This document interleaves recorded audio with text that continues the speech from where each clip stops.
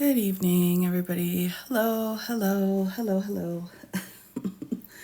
I had not planned to come on tonight, everyone, but I thought I would give it a try. I wanted to attempt to go for a little bit tonight.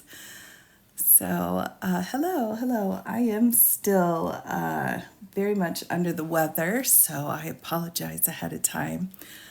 I wanted to just come on and see how we were doing. So I'm hoping to be back again tomorrow, of course. So, yes, Frank, great question. Great question. I am just coming on for a little bit here. Need what I? Yes, I may need to if things go too bad. I may need to. So yes, yes. I'm working. Oh my gosh, I know. Oh, Harley, I tell you, this one just kind of came out of nowhere. So I'm doing better, but I'm still not 100%. So I will see. I'll see what we can do for tonight. It's good to see you too. I've missed everybody. I have missed you all. So pardon me as I kind of just do a short little live tonight, everyone, and we'll see how it goes. I think I'm well enough to kind of come back on. So for tonight, I am prepping, of course, for the Florida update, everybody. We still have, excuse me, we have a lot of things that have been going on in Florida, everybody. So I'm prepping that, and I will do a full live tomorrow. So this is kind of my test drive for tonight. So yes, yes. Hi, Kristen. Hello. Yes, I wanted to come on just for a little bit and give it a little test here, so we can see how things go. So for tonight, everybody, I have with me one of multiple documents. Now, Jack Smith has been filing like nobody's business, everyone. We have so many filings from Jack regarding this Florida case, and just responses and replies, and rightfully so. So there's so many, and I knew I wouldn't be able to get through all of them tomorrow. So I thought I would hop on here and just read through this first one here that I've got to kind of give everyone an idea of where Jack's at when it comes to the information that we're talking about here. So let me go ahead and get started, everyone. Again, this will just be a very casual, we're very casual tonight, everyone. Extremely casual. Excuse me. So, oh, Hawk sent you. Oh, we adore Hawk here. So, well, welcome in, welcome in. Happy to see you. So, good evening, good evening. Yes, so I will bump my sheet up here a little bit so that Cash Money, no. Oh dear, I'm gonna be struggling a little bit tonight, everyone, so please bear with me. But tonight, I will bump this up a little bit and read through this. Now, again, we have lots and lots of filings that have been filed here. Oh, good. Well, welcome, everybody. Welcome. We are big. We are Hawk friendly here, so welcome in, welcome in. Oh, I love it, love it. So let me go ahead and get started. Oh, thank you very much. So we've got, I do need to watch what's going tonight. So this will just be a short little mini live. You sent yourself, Murray. I love it, welcome. But let me see if I can start making it through. Tomorrow night, I will be doing a full live going through all of the documents and the full status. But tonight, I just wanted to kind of come out. I haven't been feeling the best, so I wanted to see how everything was working here with my whole process. So let me go ahead and get us started, everyone. This is the Florida case, and we have a government filing here. This is government filing number 382 over here. And you can see this is the case number. If you're interested, you can go online and pull up the docket. If you are interested in pulling these up, these are all public documents. This is document 382. Again, it was filed on March 7th, and I'll just take you through what this means.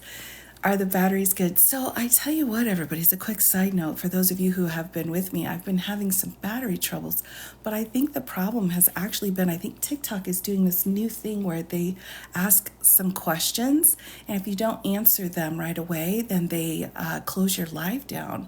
So I think that's what's been happening. So I've kind of switched things around a little bit so I can respond to TikTok and make sure that I check the box so that I don't get bumped off. So this will be also a test for tonight as well. So I'm hoping it's set up better this time. So hopefully, thank you for what you do. Oh, absolutely, absolutely. All right, everybody. So that's what they're doing now. Okay, yeah, I think so. I think so. All right, well, let's go ahead and dive in. As I do read through this document, I like to explain different terms and what different things mean if this is your first time joining. So there's a lot of legalese in these motions, and it can be really frustrating. You saw people mention that today. Okay, good to see you, VC. Welcome. And Suze, good to see you all. So here we go. Government's opposition to Donald J. Trump and Walty Nada's hearing requests. So one thing I've noticed, everyone, is that rather than having all three defendants in the Florida case just kind of file, they're kind of splitting things up a little bit. So we got to make sure that we note who they're actually referring to here from this point on. I'm getting a little bit better, VC. I'm doing a test run tonight, so hopefully it won't be too bad. They're doing this because of all the people who do sleeping streams. Really? Oh, yeah, the sleeping streams are something else. Every once in a while, if I click on one or if I come across one, I just hear like car horns. I'm like, oh my gosh, that's awful. All right, here we go. On February 22nd of 2024, defendant Donald J. Trump filed 7 pretrial motions, and defendant Walty Nada filed 5. In connection with those motions, Trump and Nada separately filed requests for evidentiary hearings on 10 of their motions. They request hearings on 5 of the motions filed by Trump and all 5 of the motions filed by Nada. For the reasons given below, no evidentiary hearing is warranted on any of Trump or Nada's motion, though the government defers to the court's determination on whether to hold a hearing for legal argument. So, a couple of things to note. When they are citing the different numbers here, they're pulling out exactly what documents they're referring to in the docket. So if you pull the docket up, everyone, we will see there are references to every single document has a number. So each time you see something in yellow, that's going to be a reference to something that's already been filed. If you're interested in those, you can pull those up online. Also, I think it's important to note here that Jack is saying, hey, I don't think we need a full evidentiary hearing on any of these things, but if you want to hear arguments, that's up to you. He is saying we don't really have a stance on that. We'll defer to your judgment. So kind of keep that in mind as we go along. So we have our first footnote. Defendant Carlos de Oliveira filed 1 pretrial motion, and he requests a hearing on this motion but does not anticipate the need for any witness testimony. So we've got that third defendant then coming in. Now we did get to a point because of the quantity of filings where I did actually have to start stapling these, so I'll have to turn my pages a little bit different. Excuse me, everybody. I apologize. Again, I'm still on the mend a little bit.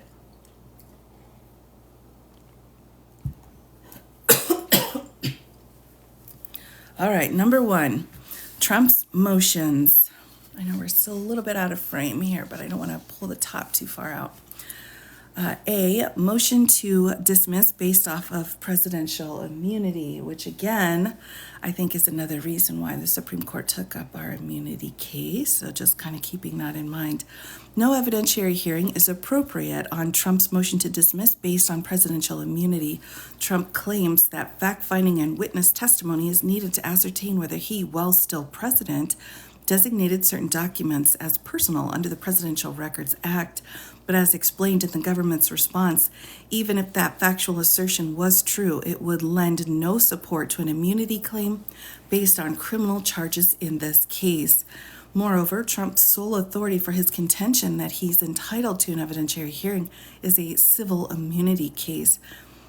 He's citing the Blessing Game case here. but there is no analogous mechanism in criminal cases by which to conduct the type of pretrial evidentiary hearing that Trump seeks, noting there is no summary judgment procedure in criminal cases, and the rules do not provide for a pretrial determination of sufficiency of the evidence. And we're citing case law here. So here is B. Next up, motion to dismiss based on selective and vindictive prosecution.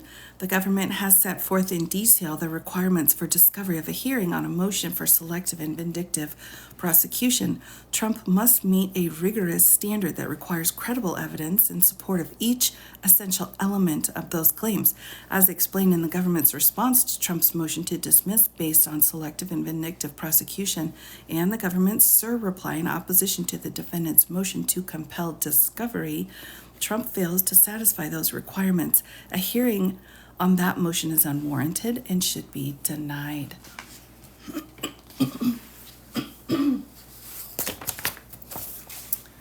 So next we have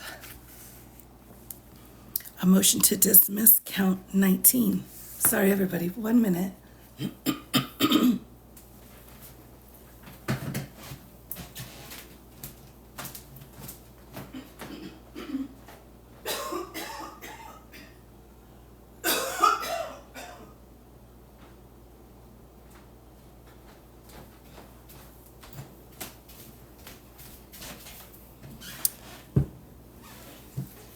Okay, here we go. Sorry about that.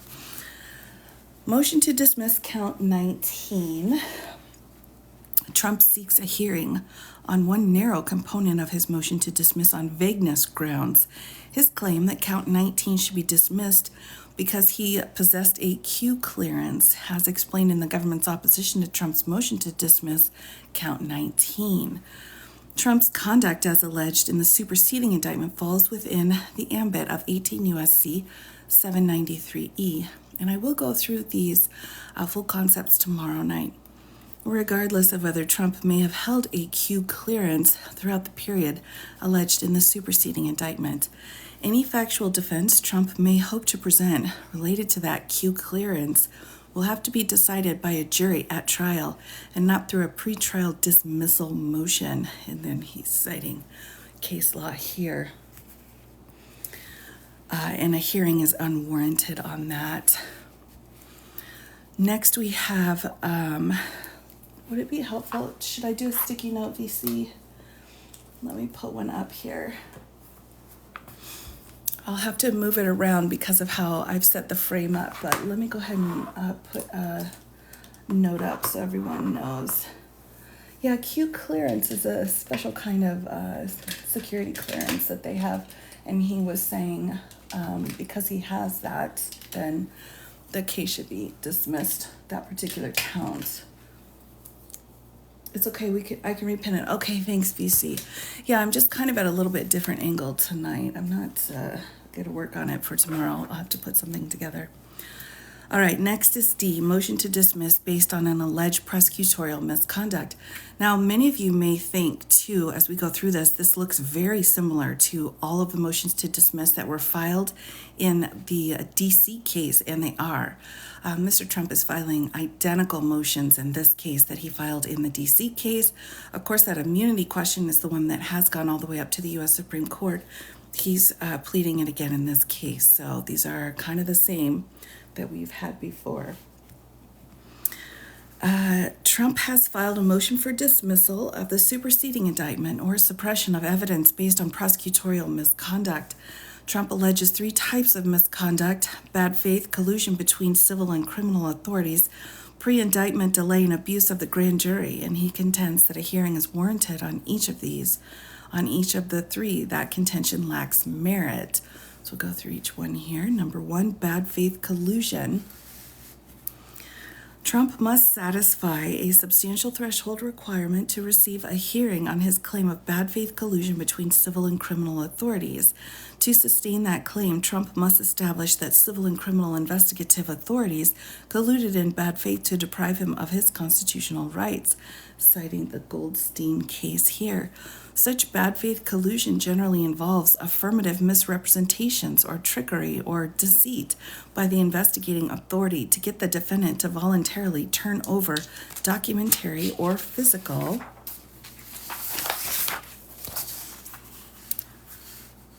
evidence relevant to the criminal investigation. In the Second Circuit, a defendant seeking a hearing on a claim of bad faith collusion between civil and criminal authorities must make a substantial preliminary showing of bad faith. And then we're citing case law here. The 11th Circuit has not addressed the requirements to obtain a hearing on a claim of bad faith collusion between civil and criminal authorities, but in other circumstances in which a defendant must establish bad faith by government officials, the Court of Appeals requires defendants to make a substantial threshold showing before obtaining a hearing. So he's saying we don't have any specific precedent in this circuit, but previous similar situations have allowed for this.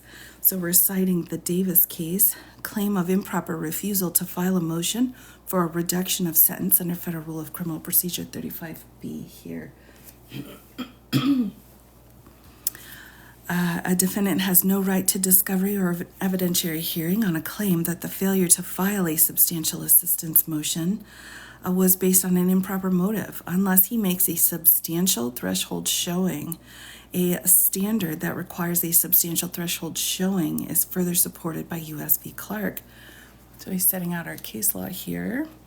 In that civil tax case, the Supreme Court held that bare assertion or conjecture is not enough to obtain fact-finding on a claim that an Internal Revenue Service summons was issued for an improper purpose.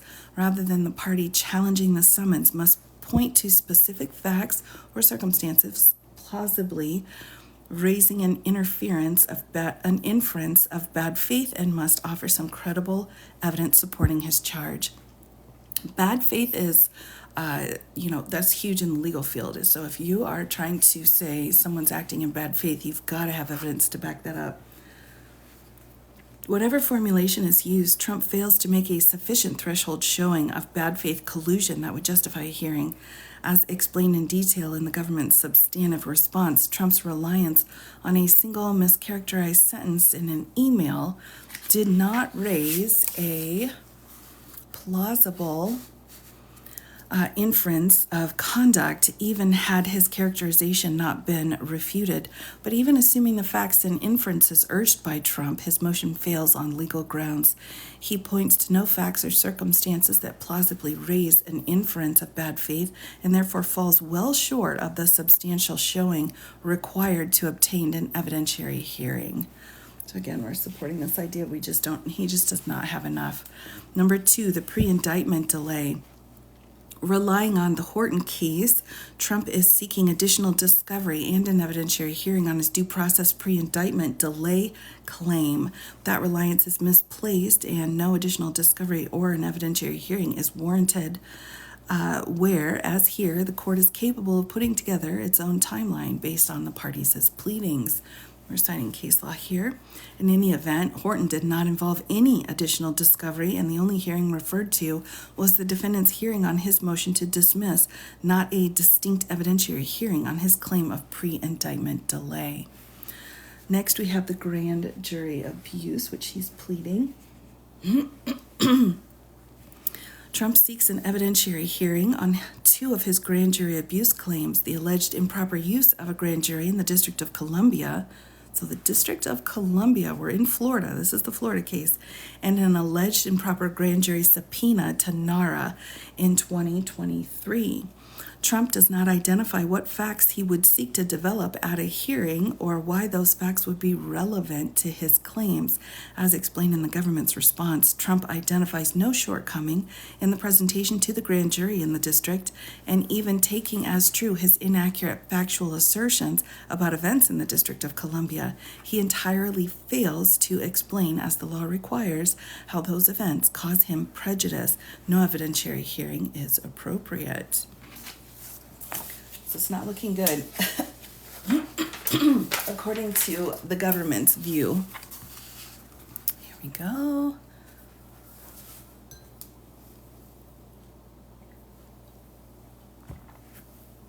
Motion to suppress evidence and dismiss indictment. Now, this is the piece that's frustrating to me, everybody, because when you are pleading out motions to dismiss or motions to suppress, you have to have certain requirements involved in that. You can't just say, oh, you should toss the evidence because it's not okay. So I think this is a really important piece here, this section E. Trump has filed a motion to suppress evidence seized during the execution of the search warrant at Mar-a-Lago on August 8th of 2022. In the same motion, he seeks to exclude evidence obtained through the crime fraud exception to the attorney-client and work product privileges, or alternatively, dismissal of the indictment based on the government's receipt of that crime fraud evidence. Trump seeks a hearing on 3 discrete components of that motion. Number 1, Franks. Trump seeks suppression under Franks v. Delaware based on allegations that the affidavit submitted in support of the warrant to search Mar-a-Lago contains intentionally or recklessly misleading omissions. The government has set forth in detail its response to Trump's motion, the demanding standard a defendant must satisfy to obtain a Franks hearing. And as explained in the government's response, Trump falls well short of meeting those requirements. He's not made a substantial preliminary showing that the affiant intentionally or recklessly omitted information from the warrant in order to mislead the magistrate, nor does he show that inclusion of the omitted information would have defeated probable cause, which of course is the standard needed for a warrant. Trump is not entitled to a Franks hearing. Next is good faith. In his motion, Trump argues the evidence obtained through execution of the warrant to the search in Mar-a-Lago should be suppressed because the warrant failed to meet the Fourth Amendment's particularity requirements, and he contends that a hearing is necessary to determine whether the good faith exception to the exclusionary rule applies. Quick side note, everybody, in order to have probable cause, you need to go into a magistrate and present your probable cause. The magistrate needs to agree that there is probable cause in order to have a search warrant. Then you have to plead it, or you have to write out with particularity where you're going to search and what you're looking for. You can't just say, I'm going to go look in a bin on down the road. And we have a presumption that if a search is done without a warrant, it's going to be per se illegal. That means that you need to have a warrant. But if you don't have a warrant, there are exceptions. We call those exclusionary rule exceptions. One of them is the good faith exception. We have multiple. We have search incident to an arrest is an exception, or impounding is an exception. The good faith exception is probably one of the weakest exceptions and not accepted in all circumstances, but there's little insight there. Trump suggests that a hearing is needed because application of the good faith exception will depend on evidence about the manner in which agents executed the warrant and the subjective motives of the agents who executed the search warrant and other government officials. But the good faith exception applies when reliance on the warrant is objectively reasonable and when the claimed deficiency is inadequate, particularity in the warrant. Application of the good faith exception depends on whether the warrant is so facially deficient that no reasonable officer could presume it to be valid. So he's asking for an exception based saying that the warrant was bad. So he's saying we had a bad warrant and there's no good faith exception here. And Jack is saying, well, that actually doesn't even apply. To apply that objective standard and evaluate the adequacy of the warrant on its face, no evidentiary hearing is needed or appropriate. Trump's request for an evidentiary hearing should be denied. Number 3, crime fraud litigation. In his motion, Trump contends in passing that dismissal of the superseding indictment is warranted because the government engaged in prejudicial misconduct by obtaining evidence that he claims is privileged through crime fraud litigation in the District of Columbia. Trump is not entitled to an evidentiary hearing on his dismissal request. Even a deliberate violation of the attorney-client relationship that contravenes the Sixth Amendment does not typically warrant dismissal of an indictment. And we're citing case law here. When the action of government agents involves a violation of the defendant's constitutional rights and yet does not require dismissal of the indictment, it would follow a fortiori that merely inducing a witness to violate an ethical obligation of confidentiality to a client would not require the dismissal of the indictment. And Trump provides no support for his contention that prosecutors engage in prejudicial misconduct that warrants dismissal of an indictment by filing a motion to compel evidence before a grand jury under the crime fraud exception and then obtaining the evidence pursuant to a court order. So that's also important. The crime fraud exception is you really don't have any protections if what you're doing is because of a criminal act. So if it's in furtherance of a crime, you're not going to be able to use the protections of the Constitution. And next we have Nada's motions here. Nada argues that evidentiary hearings for each of his pretrial motions are warranted because he has alleged facts that, if true, would entitle him to relief. That argument mistakes the standard and, in any event, lacks merit. In this case here, the 11th Circuit considered whether the district court erred by denying relief in an evidentiary hearing to a criminal defendant seeking to assert an ineffective assistance of counsel claim through a petition for a writ of error, or coram nobis. In addressing the propriety of an evidentiary hearing in that context, the Court of Appeals set out the standard that Nada quotes, but also makes clear that a district court is not required to hold an evidentiary hearing where the petitioner's allegations are affirmatively contradicted by the record or the claims are patently frivolous. Thus, even if the standard for an evidentiary hearing on a coram nobis petition applied here and Nada provides no authority to support that contention, he would not be entitled to such a hearing on his own pretrial motions. Indeed, rather than explain why he needs an evidentiary hearing for each pretrial motion, Nada largely restates the discovery request that he and the other defendants made in their motions to compel. A motion for a bill of particulars. Now, we've talked about a bill of particulars before, everybody, and a bill of particulars, again, is a mode through which you would say your indictment was inadequately charged. So keep that in mind. In his motion for a bill of particulars, Nada seeks additional information and evidence to support the allegations in the superseding indictment, but he nowhere describes why he needs an evidentiary hearing to support that request, nor does he identify any case or other authority for the proposition that such a hearing would be appropriate, let alone necessary. And then we have Section B, motion to dismiss based off of vagueness.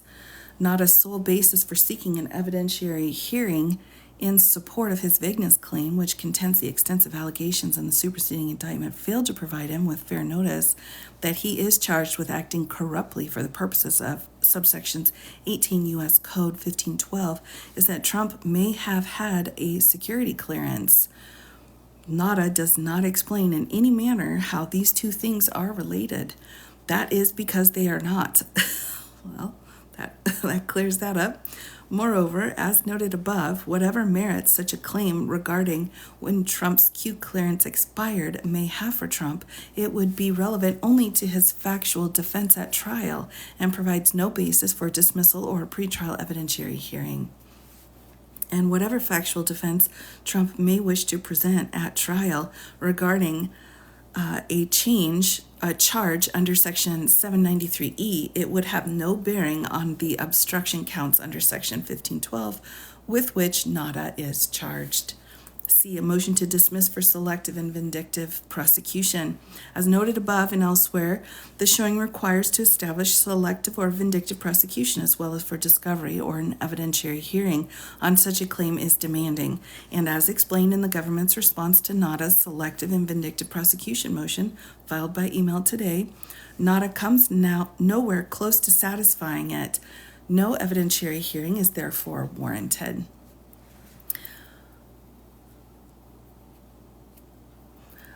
Subsection D, motion to dismiss for failure to state an offense. So we only have 2 pages left here, everybody. Nada is another defendant charged in the case. With respect to his motion to dismiss for failure to state an offense, Nada offers only the vague supposition that certain information about claimed improper coordination between NARA and prosecutors that the defendants have requested in their motions to compel will likely impact his ability to prepare his defense, but Nada fails to explain why such information bears any relevance to the legal claim in his dismissal motion that the superseding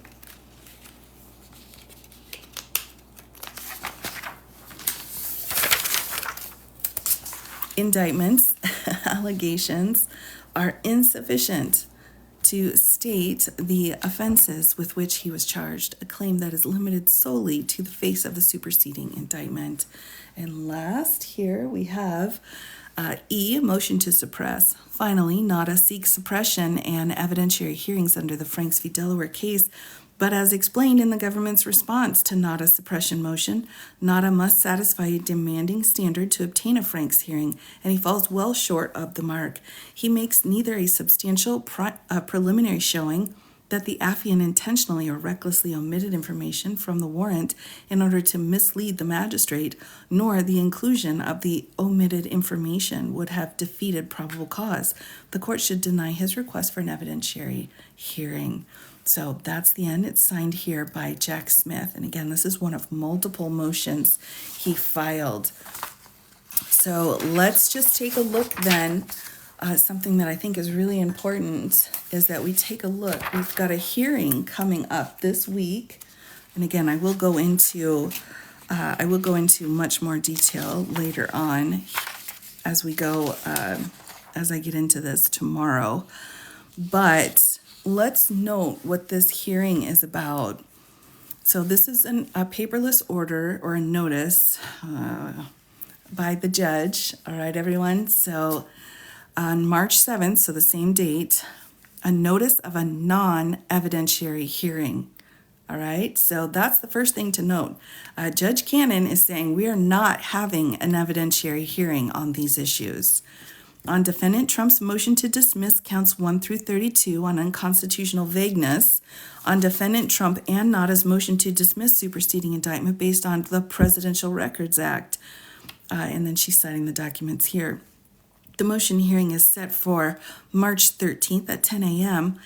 Before Judge Cannon. Counsel should reserve the full day for argument. The reply deadline associated with these motions is reset to March 14th at 8 a.m. to accommodate the hearing. So she's saying if you would like to respond to this motion that the government just filed in response to your motion, you can file that right before the hearing is coming up. But I think it's a lot of people, I've seen several people commenting something about this hearing being some kind of huge, this is it. This is the end. And I really have no idea what you're talking about here. We don't even have an evidentiary hearing. We have attorneys coming in to make arguments here. And the judge can consider arguments. So they'll come in, they'll state what they think is the right thing, and then Judge Cannon will take that into consideration. Who are the attorneys in this case? So, good question. Let me see if I can find one. Christopher Keiss, looks like one. Sasha Dayden is another attorney. It looks like we have Sasha Dayden again, and then let me just flip to this one that has a lot. Christopher Keiss looks like he is the lead attorney on these cases. He's the one filing most of the paperwork here. Thank you for clearing that up. Absolutely, Cynthia. The media is saying this might be the end. Yeah, that, Cynthia, I just tell you, I'm going to take a moment, everybody. I just tell you.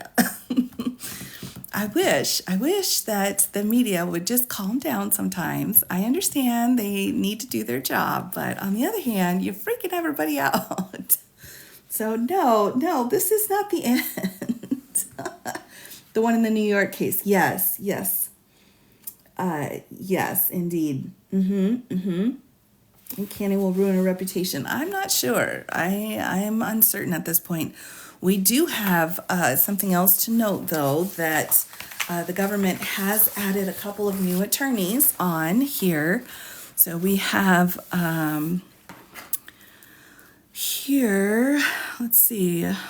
Oh, let me flip back over. I have a SIR reply. Let me see if I can get the right page. Notice of filing. Notice of filing. Second motion for certain redactions. Response.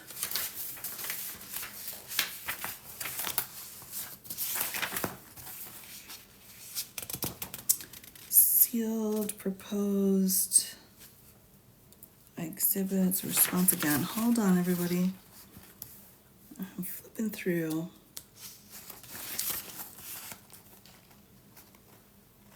There's been so many responses. All right, so here we go. We have a notice of attorney appearance here for the government. We've got these attorneys now, and they have come in the day before that motion that we just talked about was filed. So we do have a couple of attorneys coming in. So, you know, for what that's worth, I don't know, but that has happened. The other thing too that has been spoke about, and I'll go into this again quite a bit more tomorrow, everyone, is that we had 2 amicus briefs that had been requested to be filed. We had one from Citizens United and another one like First America or America First, I don't know what it's called. But we had 2 people who were like, hey, we want to file amicus briefs. Now, amicus brief means we're a friend of the court. You know, we have stuff that we'd like to share with you. And the judge said, fine. So she granted that. She granted and allowed for those amicus briefs to be filed. Some people are a little upset about it, but I would say everyone to note that the government didn't oppose these motions. So for these 2 amicus briefs, the one for Citizens United, like the government didn't oppose that brief coming in. If the government had had a huge problem with that, then they could have opposed it. Not only that, but she has given them time to file opposition briefs under the rules. So they still have time. I think that's due on the, let me see here, everybody. Let me just double check. So if they have problems with the amicus briefs, for her accepting the amicus briefs, they can file those responses by the 15th. So just also to kind of clear up that amicus brief situation as well. A lot of people were frustrated, worried about that. So, yeah. So I get it, everybody, that, you know, like I'm not here to, you know, get everybody all upset about stuff. I'm just kind of explaining what stuff means. So like my goal's a little different. And you know, and I get it. But for me, I have to tell you, again, as we go through this tomorrow,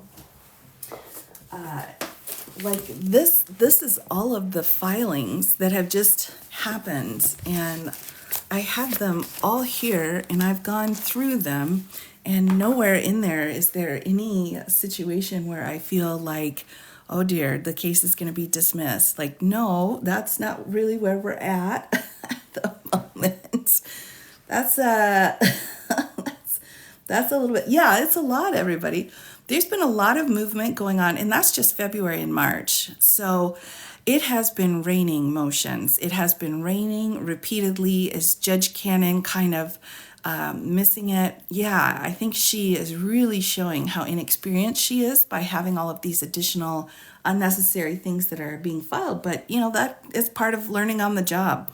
And judges will do that when they're first getting started. They'll say, hey, I want extra briefs on this, or I want, you know, a hearing on this because I want to clear it up, as opposed to just making the decisions. One of the biggest issues, really, truly, one of the biggest issues with Judge Cannon that I have, and I'll show you what I'm talking about, is that she sets out these paperless orders. We have this huge order that she put into the docket, and this is order number 320. It's a paperless order, which just means it's basically like a footnote that she put into the docket. But this is so detailed and instructive on exactly how she wants to have stuff filed, like how long it can be, how to file it, the protocols for filing it. This isn't something that you just put in as a footnote into the docket. This is something that you file a written paper order on. So, electronic papers. So for me, this drives me bonkers. This absolutely drives me crazy that she will come in with something this detailed and this important and not put it in a full order. So I think there's definitely some, problems for sure going on. But when it comes to what's coming up this week, no, we're not in a situation where all of a sudden on the 14th, boom, the case is over. No, no. Oh dear. No, no, no. That's not this week. She's lazy. It could be. It could be. It might be that she's only done these kinds of orders before. She's just not used to doing, regular orders. It could be also she just feels more comfortable doing it. I don't know. I'm searching my brain to try to figure out why something as important as this order for 320 would be in a paperless form. But honestly, I'm really struggling. She's trying to save the trees. Possibly, but like she doesn't have to print it out.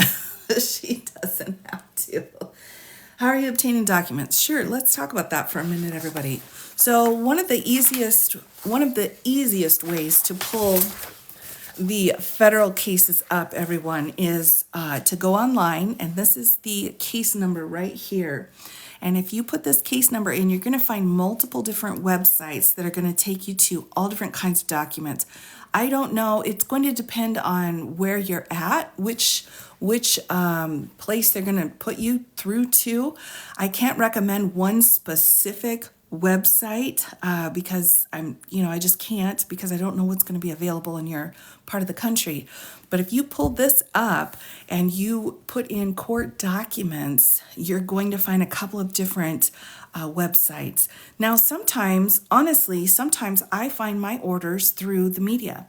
So it might be through the New York Times, it might be through CNN, it might be through Fox. I mean, honestly, everyone, I'm not really going to read the story because I don't have time for that. But if I see a PDF file that's a proper court document, I will just go in and print it out. So this particular one that I use right here, if you're wondering which one I use, is courtlistener.com.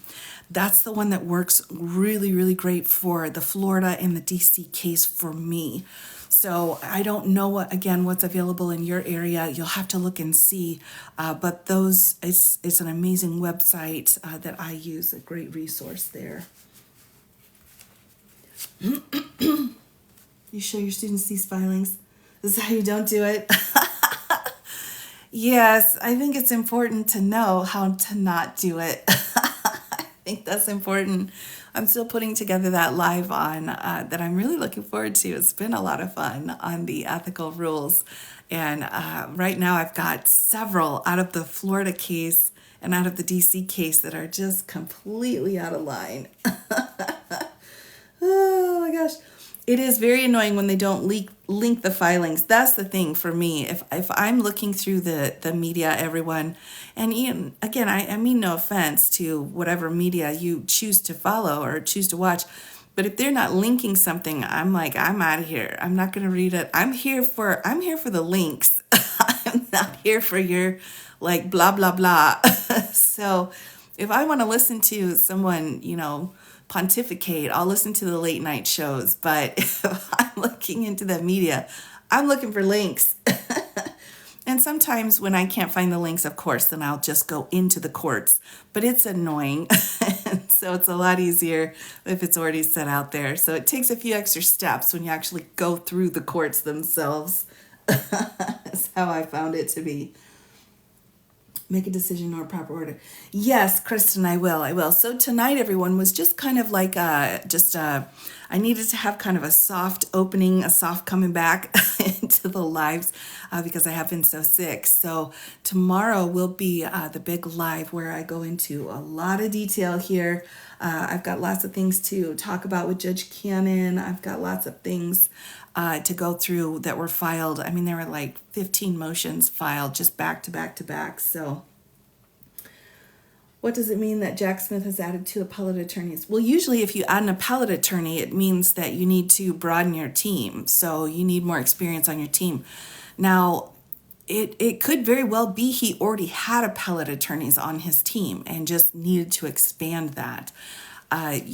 because you don't come into a case without having what you need, but sometimes you need a little extra. So sometimes you need to have people who are really experienced in that and how to set things up for an appeal.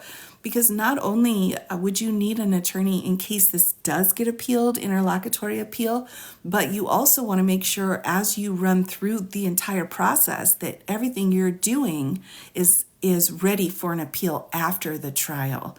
So it's quality control. It's a check for when this case is over and Mr. Trump appeals it, if he's found guilty, was everything put into place? So that always makes sense to do that. Yeah, and that's always a good idea to do, especially for these Trump cases, because everything is going to be appealed. Every single thing is going to be appealed. And absolutely, that's Mr. Trump's right. That is absolutely his constitutional right to appeal. And so if that's what he's going to do, fine. But it seems like Jack would want to have attorneys on his staff to make sure that everything was properly set up. Properly set in case and when it does get appealed, if he is found guilty, which of course we don't know if he will be. So we just don't know at this point. There's lots of things. Why was she chosen? It was random. It was literally they randomly put, I don't know. Everyone keeps saying like they put names in a hat, but they randomly choose a number, and if your number's picked, then you're the judge. So all the judges are assigned a number. There was maybe 8 or 9 active judges that could have heard this case. So, her chances were like 1 in 8, and so they just spun the wheel and the arrow pointed to her. California, it's the wheel. Okay. Yeah, exactly. So, it's totally random. Now, what you will see, though, is, Jack's not playing around. He knows what he's doing. And in a lot of these motions, again, he filed a ton of motions in response to all these motions to dismiss and all these various other things. And he had a lot of things to say.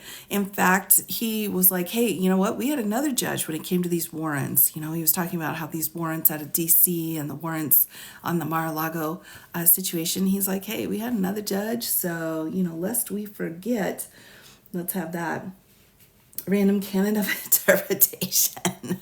Indubitably, quite so. What is the number of it? Yeah, it really is.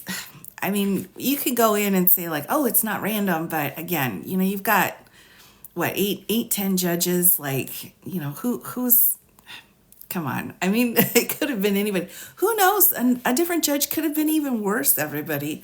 You might say, like, I don't know how, but it could have. We just don't know. It's just not, it's not possible for us to know what would have happened. Jack will appeal to 11th Circuit. I think if she crosses a line, Jack will appeal. Absolutely. But I think also Jack's used to working with what he's got, and most prosecutors are. Most prosecutors walk in the door recognizing that the entire world's against them, and they've probably got a whole bunch of bologna sandwiches and they got to somehow make a full trial out of it. And sometimes one of those bologna sandwiches is you get a rubbish judge. Sometimes that just happens as a prosecutor. She's not the only judge that can make a trial difficult. There are plenty of them all across the entire United States. And you learn through experience how to deal with those judges. And I have no doubt he has had plenty of experience with judges like this. And I have no doubt he has a strategy for what he thinks is going to be best and how to deal with that. But a judge like Judge Cannon is just, it's part of the process. It's part of it's part of the justice system, and you just kind of learn. You learn how to work with what you've got. And again, sometimes that involves, working with a judge. Hello, Hitch. Good to see you. They're given lifetime appointments. Right. Well, that's in the Constitution. It's under Article 3. Actually biased against prosecutors on the regular. I would say that's impossible to answer because every judge is a person. And so, it's hard to put a whole swath of people and say all these people are against all these other people. It's a case by case situation. There's some judges who are so obviously against prosecutors, and others that are so obviously trying to be supportive of the work that prosecutors are doing. So you just never know. It's a mixed bag. It's kind of hard to tell. Fani will be removed. No, I don't. I think there's some interesting things that will come down, but I don't think so. Can they find she's committing a crime? I don't see any crime that she's committing, everyone. I honestly, and I don't even see any ethical violations. Like when I read through a lot of these motions, I see red flag ethical violations all over the place for Mr. Trump's attorneys and his filings, especially in the DC case. Well, I mean, things have gotten out of control. Things have gotten a little bit crazy. And so there are some ethical concerns that I have for those filings, but I've not seen anything that Judge Cannon's done that would be an ethical issue. Response to Trump wanting to make more information available to the public. Any news? No, but I will go over that tomorrow. I do have that. I have all of Jack's filings in here as well. So I will go into that further tomorrow. So we've got, he's also got several motions regarding his redactions that he's requesting, the redactions and the sealings that he's requesting. So, we will cover that full thing. She's new. Yeah, she's new. And, I think one thing too, a lot of people forget, everybody, is, and I'm not siding with judges one way or the other. Oh my gosh, I've been in front of some awful judges, just awful judges. And, so I'm not going to say that judges are amazing, because that's just not true, because they're people, and some people suck and some people don't. But I would say with Judge Cannon, like this woman she is a young woman. She's inexperienced. She was put into her position without a lot of background experience in this kind of trial work. And so she's trying to probably puff up. So, I mean, I've heard some reports about how she was being kind of, rude maybe to Jack in court, or kind of snippy. And, I keep thinking to myself, like, well, that just makes sense, because she's probably feeling like she's being attacked on all sides at this point about doing her job. Like, this is her career. This is the job she chose to do. She spent her entire life to get to this point.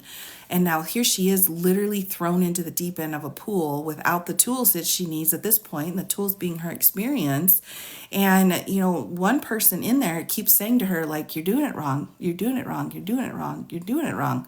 And she's probably going to start snapping at that person, telling them you're doing it wrong. Now, is that right or wrong? I don't know. It just kind of is what it is.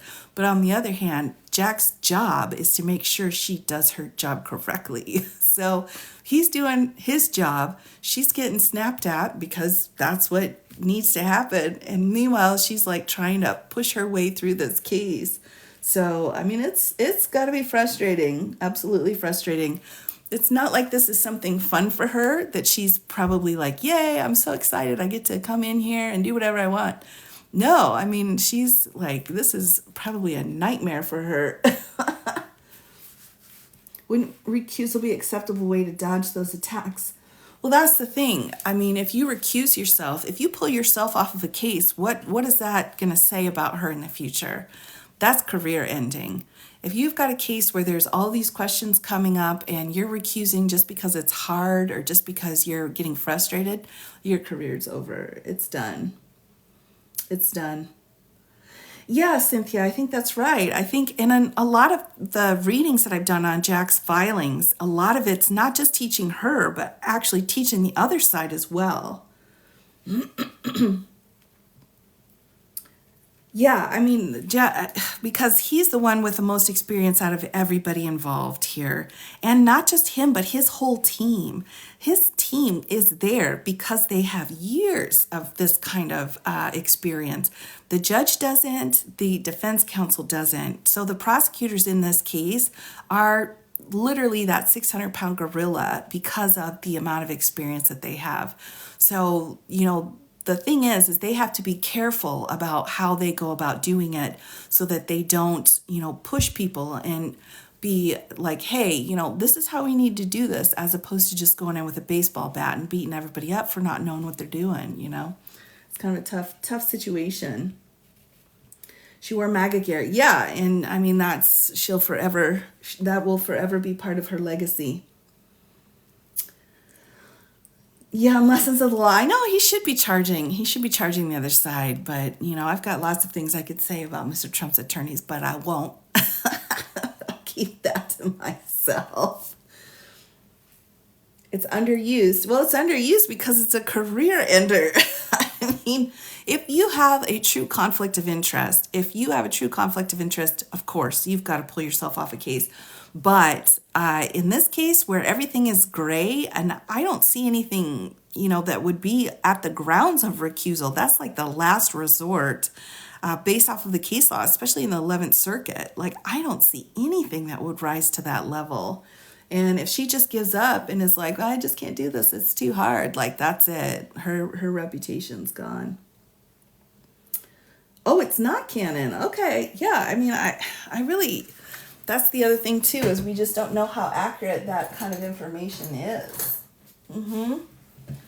She doesn't want to say they're mean to me. I know. And she's trying to be creative, everybody. And we all do that when we're first starting out. We try to be creative and be like, oh, okay, how are we going to get through this? And that's why she got reversed.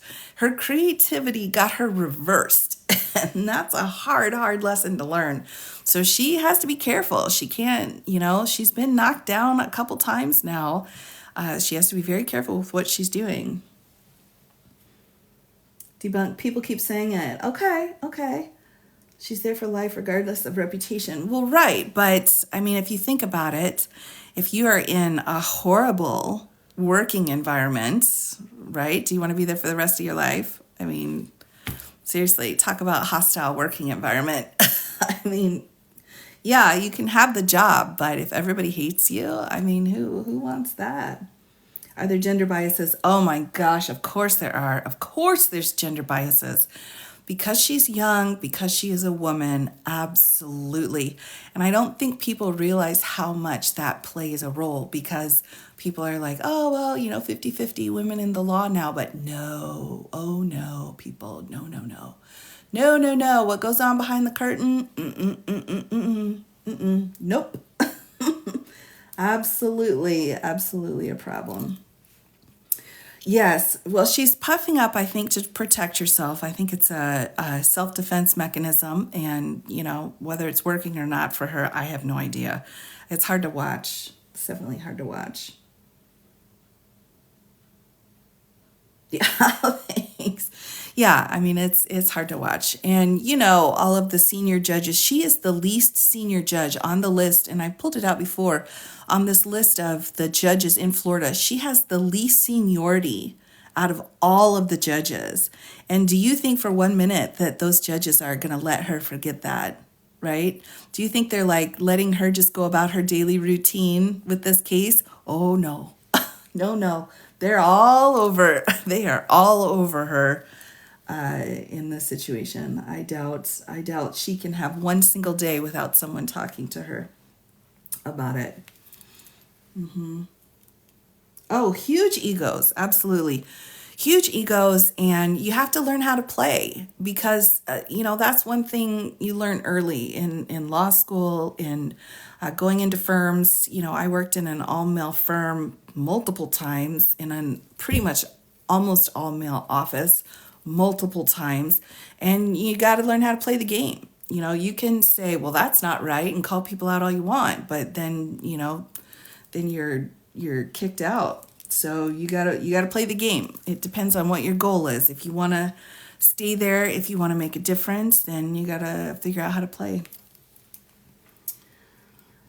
And it's unfortunate, but that's just also reality. Yeah, she used her womanly attributes to mess with the men. I absolutely do not believe you one bit. Nope. Like Elle Woods. Yeah. Yeah, I mean, it's true. No, I don't think Fani will be removed. You can cry, but you got to cry in your car, in the parking lot, in the dark, with the doors locked. You can't ever let anyone see you cry, ever, ever. If you are a woman, oh my gosh, you could lose the worst case ever, and you know that you haven't slept for 2 weeks. But if you cry in front of a male attorney, you're done. You're done. Yeah, just can't do it. It can't be done. And some people are like, oh, things are all different. Oh, come on. It's not. We're in your own bathroom. Exactly. Exactly. Exactly. Exactly. So, you know, there have been a few times where Mr. Jägermeister has helped me out. But, you know, it's painful. It's painful. But again, it's part of the process, and it's a lot better than it used to be, and I think it'll continue to get better. But it's just kind of how. Yeah, it's hard. Oh, it's hard, everybody. It's hard. Being a lawyer is, it's not, there's a lot of parts to it. And the thing is, you know, you have to have some kind of fire in you in order to do the work and keep coming back and doing the work. But with that comes the other side of it where it's like, what?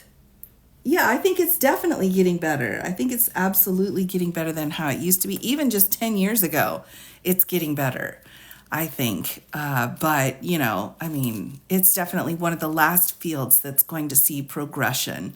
So although the numbers are like, woo, look at all the women on the Supreme Court, the numbers are also like, wow, and look, Roe v. Wade was just overturned. So, you know, there's kind of this superficial hat tip to women in the field. But in reality, the women who are attorneys in the field, you know what I'm talking about. Until you're in there, until you're getting mansplained by the judge and all of the attorneys there during the sidebar, you know, until that's going down, or your boss is like mansplaining you to death, forget about it. You know what I'm saying? Still have to fight. Absolutely. Absolutely. You got to throw those elbows, ladies.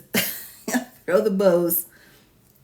I think so. The She-Hulk, yeah, absolutely. I think every single step helps. Every single step helps. It absolutely helps. For sure, for sure. Yeah, that's what I'm saying. Well, yeah, I mean, come on. Yeah. I mean, and the thing is, I label it that way, but maybe I should take that label and put it away. Let me say it to you like this. When a judge says, "Are you sure that's what you want to do?" You know, something like that. When all of the other attorneys that are males, they never say that to. Yeah. Yeah. Yeah. Daughter wants to be a lawyer. Good for her. I think it's fantastic. I think, you know, we're getting there. We're getting there, everybody. We're so much further than it used to be. I mean, it's so true. Definitely going forward. And the snicker, yeah.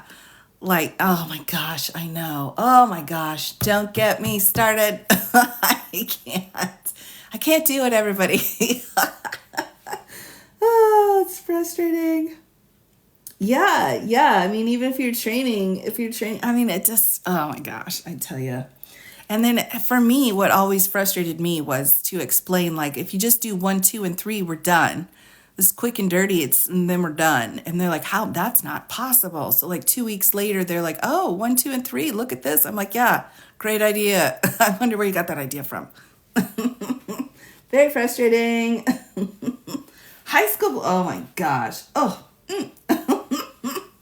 yeah, it's frustrating. It's frustrating, but you know, it's part of the process. It's also amazing. It's an amazing career if you want to go into it. If you are wanting to dig and read and write, and that's what we're doing for sure. So, yeah, it's a lot. It's just part of it. It's part of it. But you figure out how to work.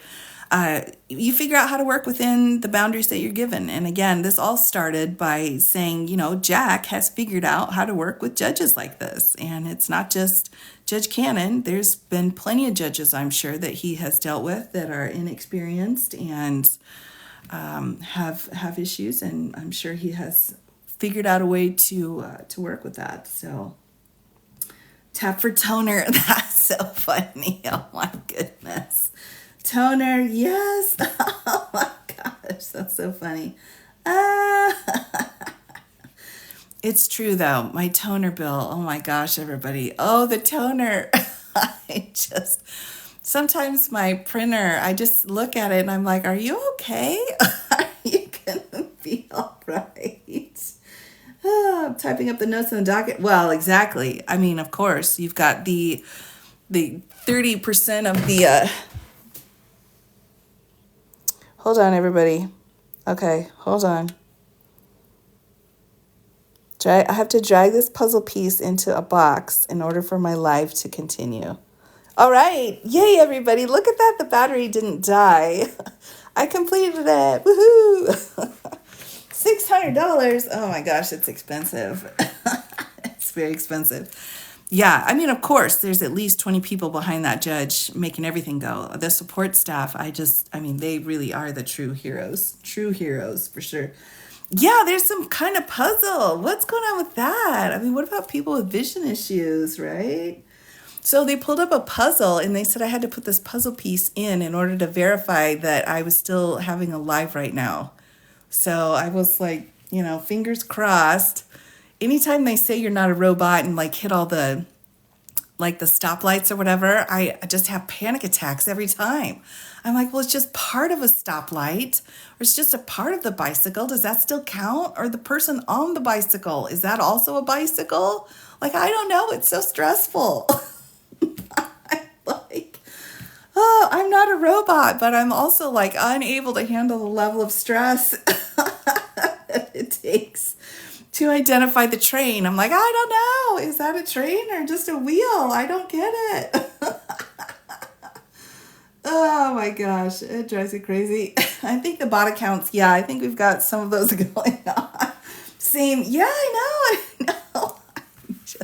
It's very stressful, everyone. It's extremely stressful.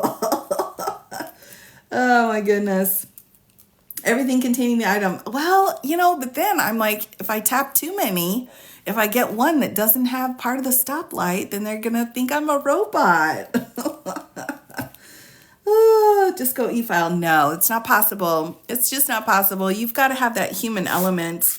All of our documents, all of this stuff technically could be, created by AI, but knowing the strategy and figuring out the strategy for things, that's depends on your brain. And you have to take in all of the different factors. Who's the judge? Who's your jury? What's going on in the case? Who's your client? I mean, you have to assess all of those things from a human perspective, I think. Do I include the light pole or just the lights? I know. Oh my gosh, I know. Oh, the roundabout. Oh my gosh, Boxer Mom. Oh my gosh, I know. Yeah, the roundabout. That was a bad situation. I hear ya. I hear ya. I'm with you, everybody. I'm there too. I might. You don't know you're a robot? Well, I mean, I just don't want them to know that I'm a robot. Like, that's private. I'm a robot. I don't remember what we were. I know. Oh my goodness, everybody. Oh my gosh, thank you. Look at that. The toner fun. Woohoo. Yay, everybody. Yay. It's true. I'm almost out of, gosh, I buy my paper like 5 reams at a time to everyone. It's so funny. Oh my gosh. Yes. Yeah, it is. It is interesting. Is that a truck or something? Oh my gosh, I know. That's terrible. I feel like I need to take a little test, like a pre-test before I do it. It's too much. It's too much. It's too much stress. Oh my goodness. It's true. I've got I've got the toner going. Oh my goodness, everybody. All right. Was in a roundabout. Oh my gosh. I tell you, the roundabouts, I just kept going around and around and around. And I was like, listen, I'm going to just keep going around until I'm comfortable leaving. So it's going to be on my terms. And everybody else can just, deal with that. That one car just going around and around. Oh my gosh. Nothing wrong with an inkjet. I've got one of those too. Very important. Yes, the paper companies. Oh, 14 dates. Right, right. So no case will be dropped on the 14th. No. Don't live in New Jersey. Oh, and thankfully, oh my gosh, I can't. I was in New Jersey a couple of times in a car. No, I can't do that anymore. Oh my gosh. Yeah. I know, Big Ben. So true. Oh my goodness. Yes. So, all right, with that, let me give you a quick summary, everyone. I will be back again tomorrow. Uh, Now, typically I do my sub chat only on Sundays, but because I've been sick for so many days, I will just do a full open live I adore New Jersey, but just not in a vehicle. I just don't want to be inside of a vehicle in New Jersey. So I will be back tomorrow. I'll have a full regular live at 7. I will do a sub chat only. I'm not sure exactly when, but I'll have to reschedule it for sure. But I will do that, and we'll go through the entire Florida case, giving everybody updates on all of that. Then we do have a few things going on this week. We have, if we want to use the New York criminal case, if Mr. Trump wants to use advice of counsel defense, that has to be pled out on Monday. That's important. We have the Blessing Game Status Conference too on Tuesday. So that's a civil case in DC. And then the government response in Florida is due as well. Although I think we've pretty much got all their responses. I might need to cross that off. Then Thursday, we've got that big hearing in Florida. This is a non-evidentiary hearing, so it's just arguments, and technically it's just on a couple of things. We'll see how that goes. Defendants' Rule 12 motions responses are actually due, so that was a bit of a question earlier in the week. We do have that on the 14th.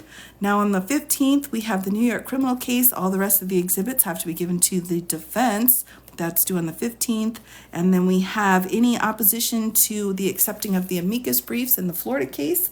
That is due on Friday. So that is the update from here. 15th is when McAfee's decision on Fannie's due. Oh my goodness. Yikes. Georgia decision. All right, let's get that written in there. Oh my goodness. I will be so glad when that situation is finished. I really will. That'll be good. Yes. 7 o'clock. 7 o'clock Central, I will be back on. So with that, everyone, this was kind of my soft open again. I've been very sick, so I'm glad everything turned out, so I was able to come back on again tonight. But I will go ahead and say goodbye. I will say goodbye for now, so that I can come back again tomorrow, everyone. So I will be back again tomorrow for just a regular live. I will reschedule my sub chat only for later on in the week. So have a great night, everybody, and I will see you all again tomorrow. And it's always great to see you. So take care, everyone. Have a great night.